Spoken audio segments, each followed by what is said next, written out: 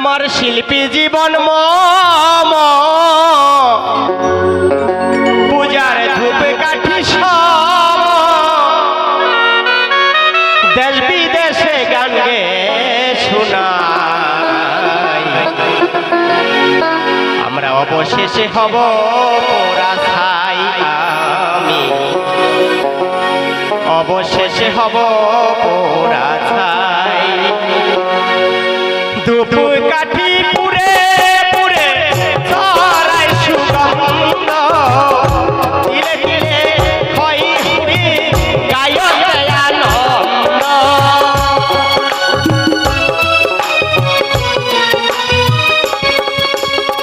ধূপ কাঠি পুরে পুরে ছড়াই সুগন্ধ তিলে তিলে খই হুড়ি গায়ক আনন্দ মধুর সুরভি টানে সকলকে কাছে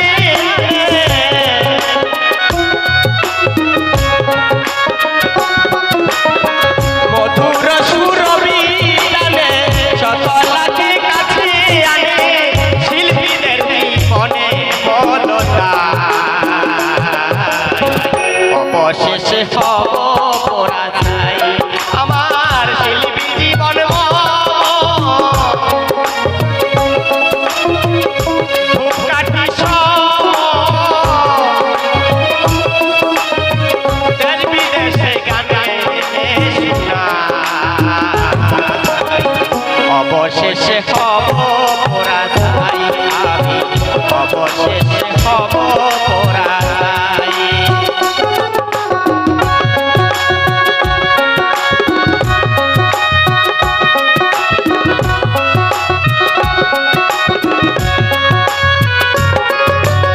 এই ভারত বাংলায় বহু শিল্পীগণ শেষের জীবনীটা আমরা যদি জানতে চাই এই ভারতের মাটিরই একজন শিল্পী ছিলেন ছোট রাধারানী ওনার জীবনীটা লক্ষ্য করলে শেষের জীবনে সারাটা জীবন গান গেয়ে সকলকে আনন্দ দিয়েছিল শেষের জীবনে ওনার নিজের হাতের হারমোনিয়ামটা বিক্রি করে ভাত খেয়ে মরতে হয়েছিল তাকে তাহলে শিল্পীদের জীবনটা কত সময় চলে আপনারা ঠাকুর ঘরে পূজা দেন তো মায়েরা পূজা দেন না পূজার প্রদীপ কত সময় জ্বলে যত সময় প্রদীপে তৈল থাকে তারপরে তো নিভে যায় গায়ক এবং পাঠকদের জীবনীটা ঠিক তাই সেই পূজার প্রদীপ যেমন মিটি মিটি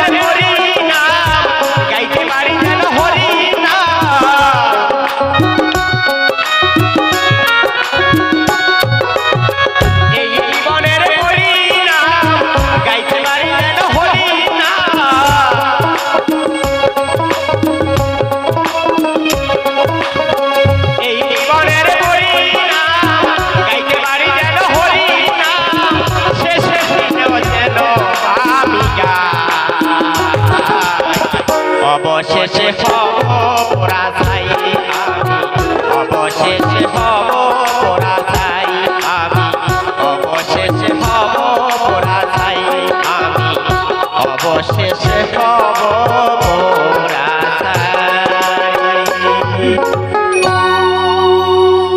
hello hello check check check. तो ऊपरे भगवान नीचे माइकम्যান আর যন্ত্র সঙ্গীত এরা যদি না থাকে তাহলে এই যে গান গাইছে এর কোনো মূল্যই নেই। এ খালি গলায় গাইবে, লোক শুনবে না, চলে যাবে।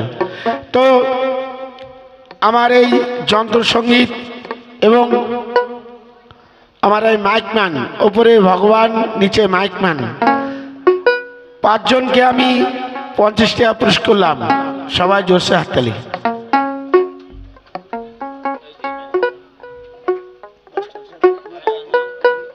তো সুকেশ ভাই তুমি এসো, তুমি যদি আসার আগে দাদাকে একটা গানের সুযোগ করে দাও। দাদাটা গান গাইবে? হ্যাঁ গাইবে? এ সুকেশ, ওই দাদার গান গাইছে, গাইবে? হ্যাঁ। তো ওপার বাংলা, আমরা সবাই কিন্তু ওপার বাংলার লোক। দাদা একটা গান গাইছে, সবাই একটু ধৈর্য সহকারে শুনবেন। ওপার বাংলা থেকে এসছে। জয়নিতাই